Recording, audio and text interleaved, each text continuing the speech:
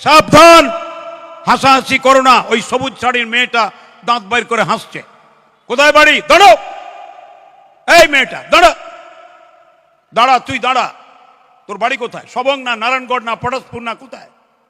এই তোর নাম কি? এদিকে তুই ভিডিও তুলতিস, তোর আয় এদিকে, এদিকে ফোনটা নিয়ে আয়, আয় নাহলে চাপকাবো কিন্তু একদম। এদিকে তোর বাড়ি কোথায়? এদিকে বাড়ি কোথায়?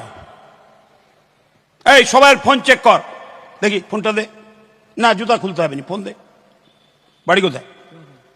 লাফাঙ্গাগিরি না? তাই এটা তুলছিস কেন? স্মৃতি হিসাব আমার সঙ্গে ছবি তুল, এগুলো মুচ মুচ। আমি ভীষণ ভালোবাসতে পারি। তোমাদের মাথা ব্যথা করলে মাথা টিপে দেব, ওষুধ এনে দেব, খিদে পেলে খাবার এনে দেব। সঙ্গে কি না, মিনতি সুব্রতর সঙ্গে পালিয়ে গেছে, মল্লিকা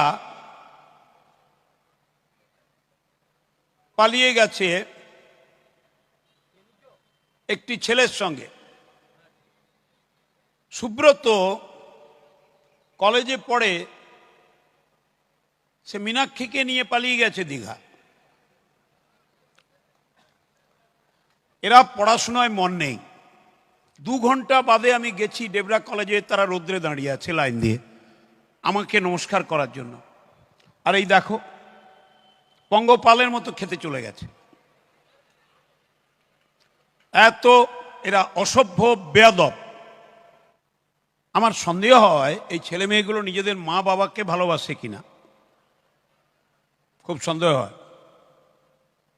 কারণ এখন থেকেই প্রেমিক প্রেমিকা খুঁজছে। আমি যদি ক্লাসের বাইরে রাস্তায় লাফাঙ্গাগিরি করতে দেখি, আমি পুলিশ দিয়ে অ্যারেস্ট করে থানায় নিয়ে চলে যাব কালকের থেকে। এত নিম্নমানের অধ্যাপক এই কলেজে আমি জীবনে দেখিনি।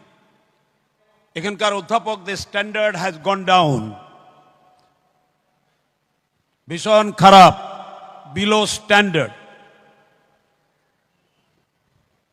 এরাও ক্লাস করে না, ফাঁকিবাজ, টিউশনি করে।